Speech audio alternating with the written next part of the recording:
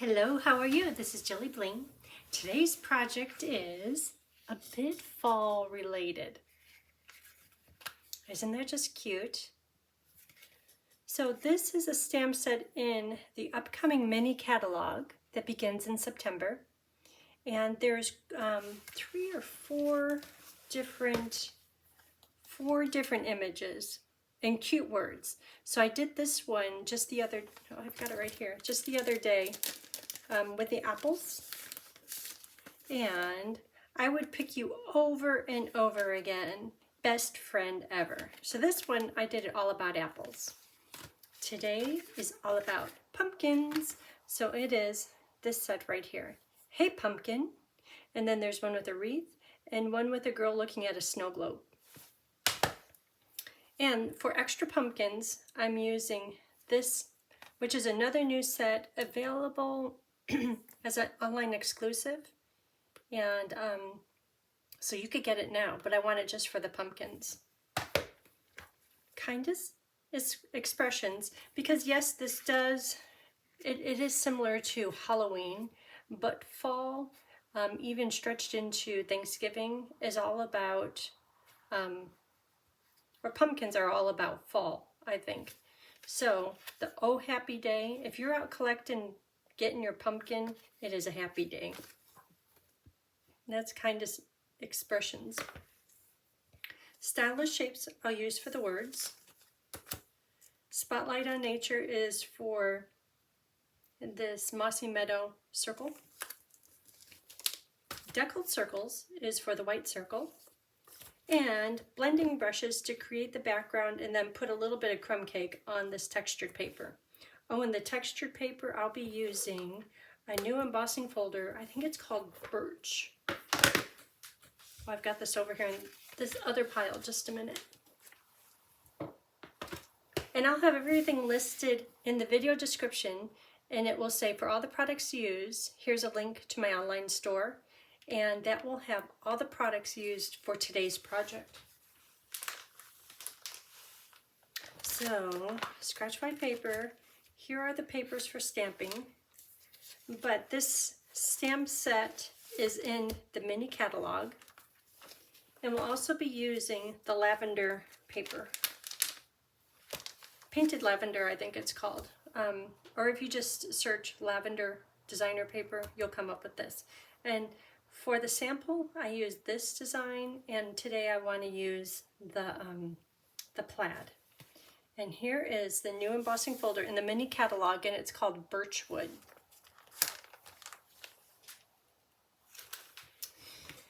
Okay, let's get started. So here's a sample. This is to stamp the girl, and I just re-inked this, so I'm hoping it's gonna behave. I should test it first.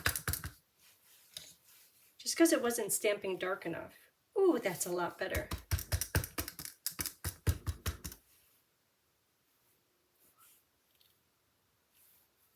Keep turning and turning. Good. That helped a lot. And 2 pumpkins for the front. And we'll put some more pumpkins on the inside. Okay, and then the words. I think I have the words already done. Oh, that is getting a bit heavy in a few places. So sometimes when you do the re-inker, if you take the tip of the re-inker, which is conveniently rounded, and kind of just run it over the top a few different directions, that pushes the ink further into the pad, and it kind of disperses it. And also with just a little bit of time, if I would have let this set for a day or so, the ink would have been evenly spread across the top of the stamp pad.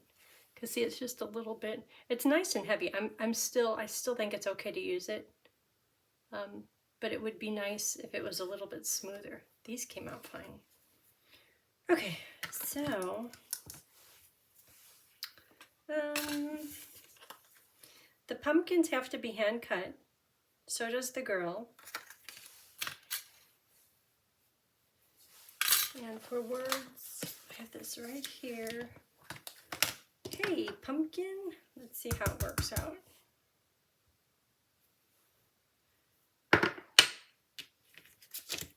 try it one more time. It's just a little bit heavy in some spots. There. That one's a little better. Okay, so I'm going to cut that out. And then I'm going to hand cut these and color them.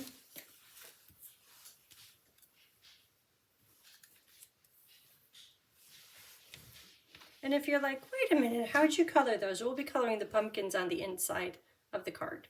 So we'll go through just a little bit of coloring. So this circle is, I'm going to use my blending brushes to color it first. And then after that, I'll use the deckled circle to cut it. So let's do the blending brushes now. And there is a reason that I'm doing the blending brushes. We'll be using all three of these. The blending brushes before I cut it.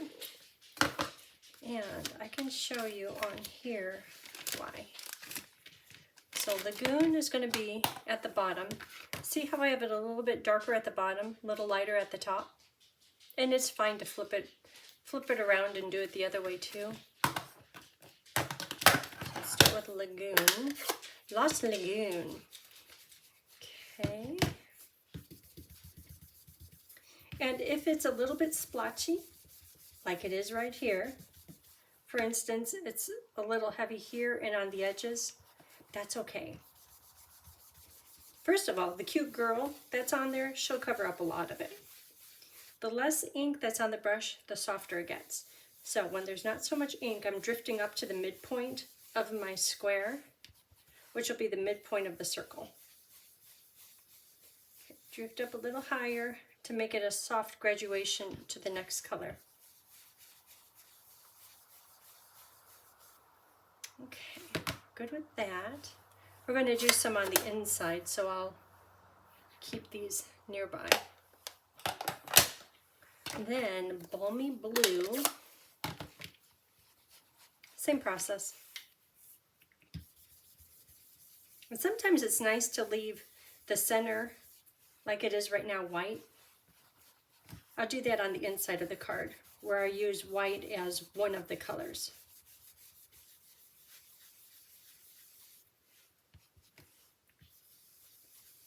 Okay, so now you could tell there's definitely two colors of ink on here. And as there's less ink on my blending brush, I'm drifting into the Lost Lagoon to make it to be kind of a smooth blend. So you know how I mentioned I'm going to cut after I do the blending brush? That's because when you look at the edges, because the blending brush hits them hard first and takes most of the ink, they're a bit heavier. So when I do the die cut, I get like the cream of the crop, the best of it all. So I'm going to do this. Let's get back to where we were. Let's get all these papers back over here. And I'll put the paper cut sizes in the video description. So let's just start building it. Card vase, crumb cake. It's one of my favorite colors. Fold that in half. These papers are going to go on the inside, and this is going to go on the top. This large piece of crumb cake paper is just for using the embossing folder. I could put the top part of the paper into the folder, but chances of me getting it, well, here, I'll show you why I'm doing that extra piece. Also, an extra piece makes it a little bit thicker, so it feels more substantial, so it feels kind of nice in your hand. So you could put your top paper in like this, close it, and run it through. That would work fine, but do you see this gap? There'd be no texture there. And when you open the card, it would have texture on the inside. Therefore, different paper. And I'll use the line at the bottom as a guide. Many times that works out. Just so that my birch wood is all up and down. No crooked trees here. Okay, I'm going to run this through.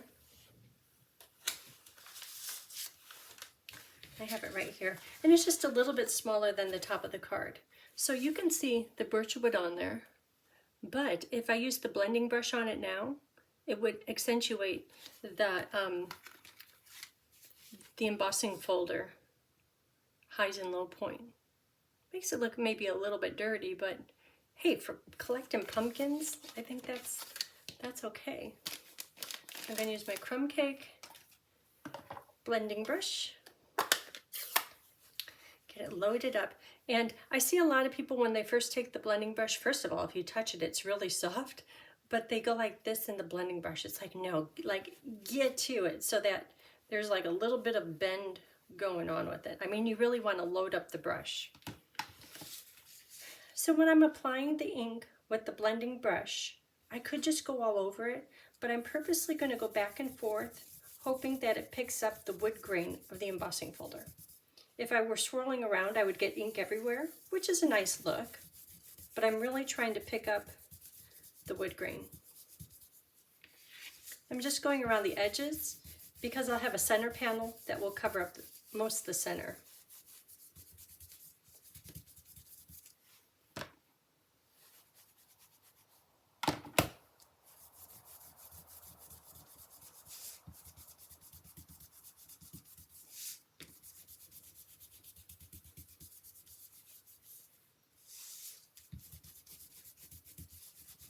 Okay, that's good. Just a hint of color.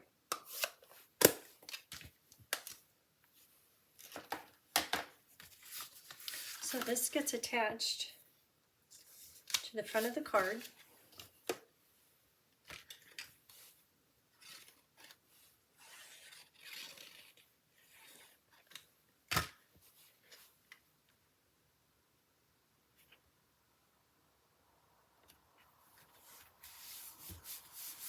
Okay, so these pieces, where's my insides? Let's get all these pieces back. So these are insides. This is going to be die cut. And these pieces are going to go right here, be attached together, put on with dimensionals. But because you're not going to be writing on here, I might as well take advantage and cut out my circle because the hole will be fully covered. Okay, so I'm going to cut these out.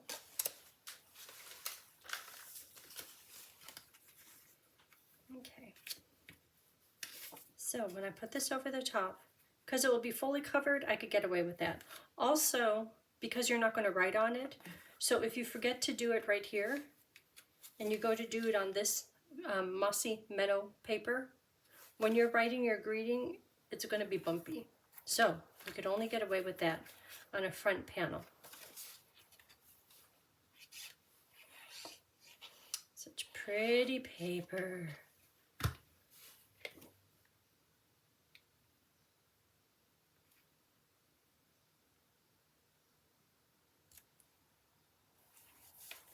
Okay, and then I'll put this on with dimensionals. Oh, they're buried under the markers. Oh, if you want to buy anything and you don't already have a demonstrator, if you could use this host code, I greatly appreciate it. And I'll put the host code in the video description. And also, it's on my blog. I always keep the updated one there.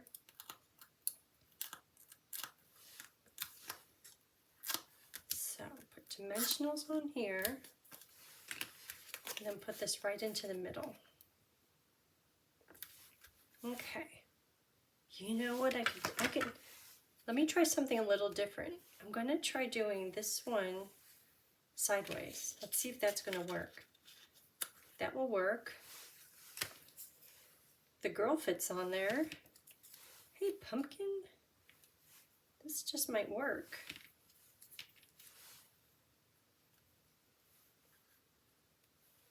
Oh, actually, that's kind of cute, huh? I don't want it to look like she's smashing the pumpkin.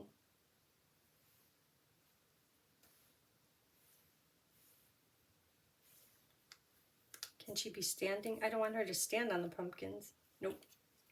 Just like that. Okay, something new. Look at the lineup of pumpkins. Or maybe she could be like, I'm hauling off these pumpkins.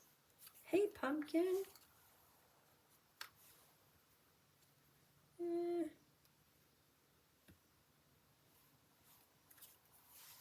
Be back to the other way. Okay, how about there and right here? Yeah, that's better. Okay, let's start to build this thing. So these pieces get attached, and I'll put them onto the designer paper without dimensionals because I'm going to have the girl on dimensionals. And also the designer paper is already on dimensionals.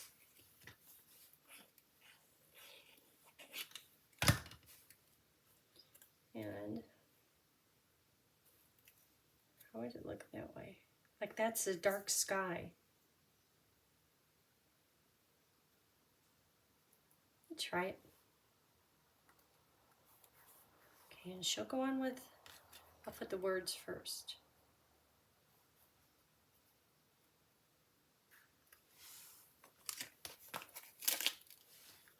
Oh, I want to do the swoosh of linen thread.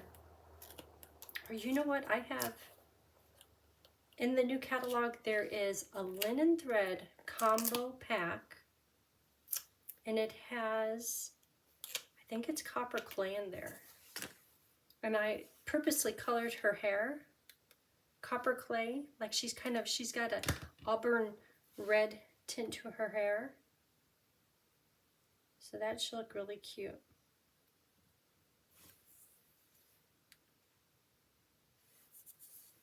Okay.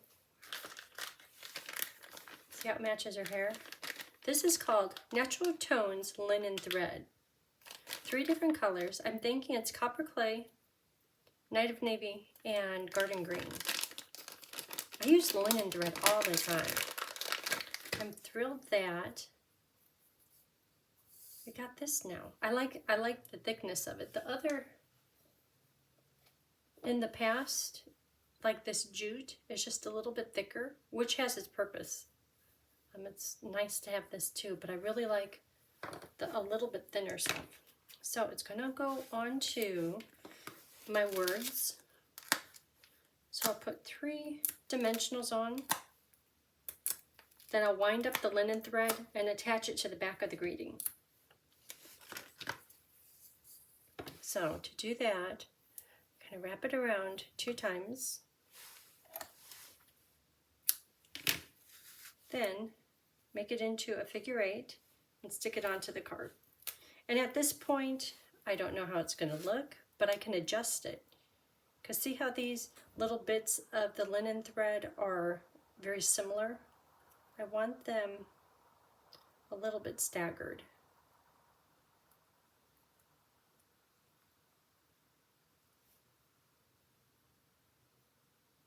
I want to see the ends. Okay, so this is going to go right here.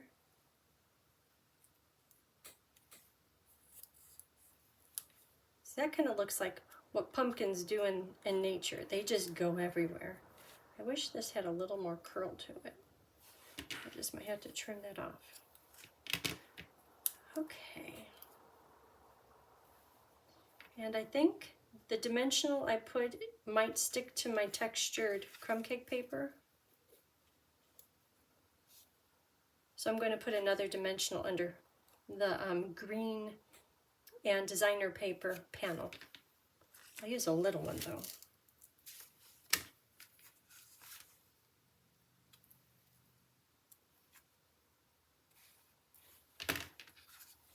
Okay, let's see. How is that looking? That's good. Okay, so now these guys, they can go.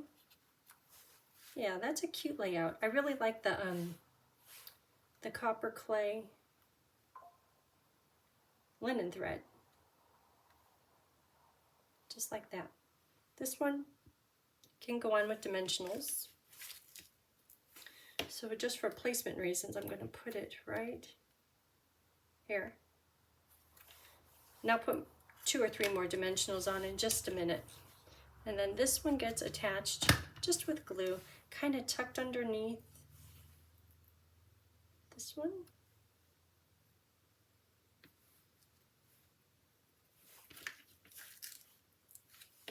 And let's make this a little more substantial. Stick it together. Okay, so there's the front. So now for the inside. This inside, I have that cute greeting. Oh, happy day, in pumpkins. Let's do something just like that. So, inside papers. I hope the words will fit. Yep, they will. If I put it in the middle, there's not much room to write.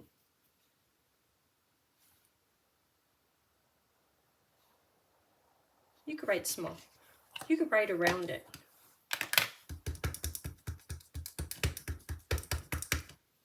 Okay, I just re-inked it. I hope it's gonna behave.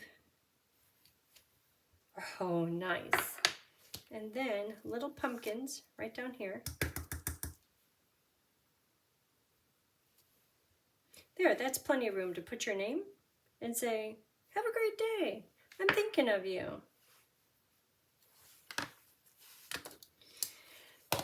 And I'm going to use the blending brushes on this, give it a second to dry.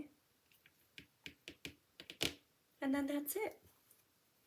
Okay, so let's start with blending brushes. How did I do?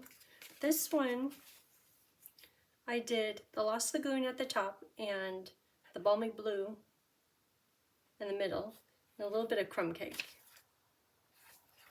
Let's do that. This one is balmy. That's good. Let's see how much ink is still on here. Well, there's some. That'll probably be enough. Isn't it funny that when you're stamping, like whatever color you're feeling, I mean, I haven't pulled this out. Today's like the first cool day.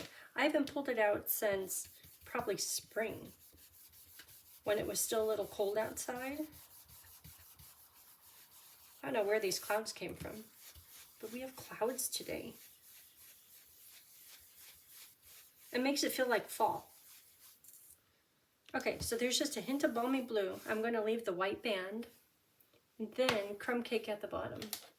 See how much ink is still on here. But just a little bit of crumb cake, because I still want the pumpkins to be nice and bright.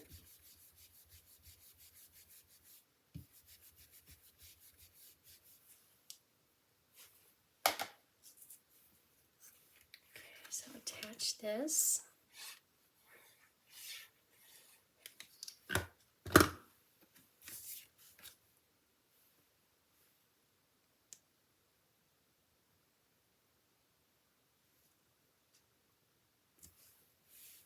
Okay, so let's color. Oh, this was my example of trying the blending brush. And the reason that I cut it after I did the circle, after I did the blending brush, because see the heavy areas on the edge, which are to be expected. Also, I wanted to see how does Lost Lagoon look with balmy blue. It looks good.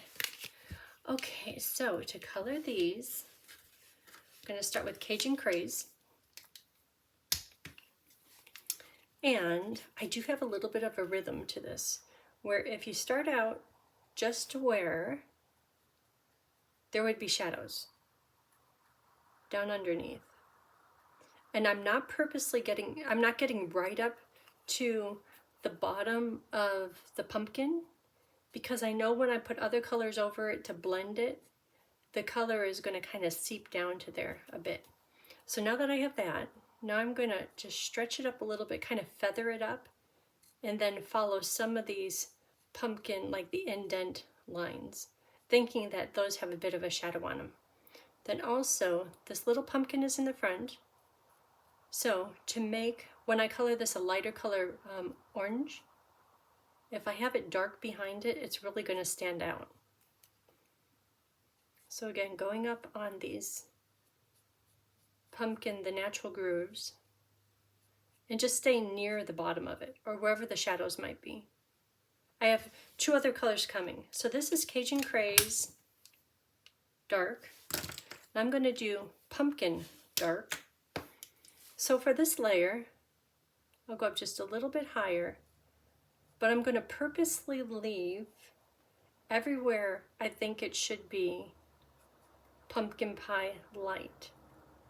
So I'm thinking that little circle right there, that oval, will be where the highlight hits the pumpkin. And I'll fill in the back.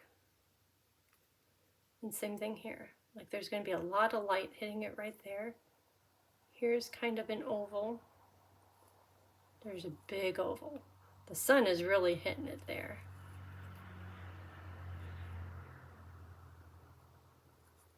Okay, so now that I've identified homes for pumpkin pie light, now I'm going to just fill in all this area.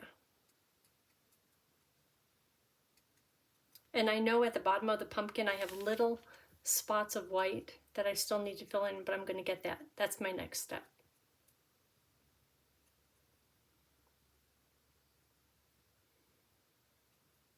Okay, so anywhere that the copper clay dark and the pumpkin pie dark hit, if they're not smooth, I'm just going to do another little layer of color. And all these little spots down here, I'm hitting with pumpkin pie dark, which will blend in with the Cajun Craze and fill it in.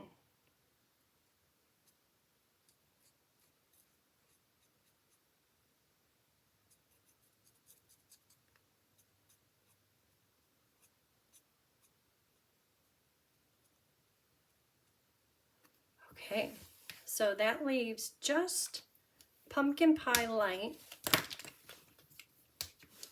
And this is the most fun part. Just with reckless abandon, just color it all in. Don't even have to think about it. You already did the thinking on the previous step. Pumpkin pie light. Okay, make sure there's no white spots. Now I'm going to go back over and like from right here I could see my little oval. So I'm just going to go over the seam between the two colors to blend them just a little bit. And because pumpkins are a little bit rustic, I'm not going to spend too much time blending beyond what we've already done. That's it. And for the stem, I will do Pebbled Path Light. And for this one, I'm doing my favorite color, Granny Apple Green, for the leaf. The other one I did it to match the Mossy Meadow layer. But this one is from a different garden. This is a different variety.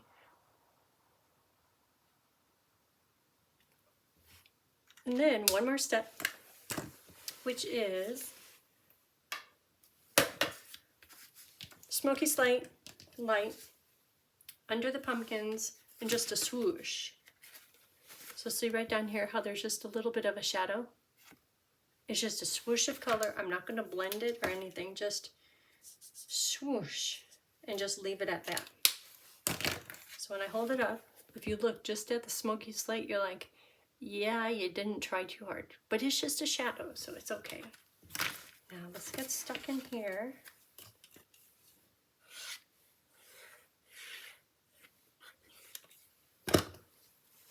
Right in the middle. Okay, that is it for today's project. That went kind of fast, huh? So do you have a preference? I like them both. I'm not sure if I like the copper clay ribbon or linen thread or the natural linen thread. This is a little bit more transparent, where this is, I'm matching her hair. They're both cute. Okay, that's it. Thanks for watching. If you haven't already, hit the subscribe and like button, and I hope you have a great day. Thanks.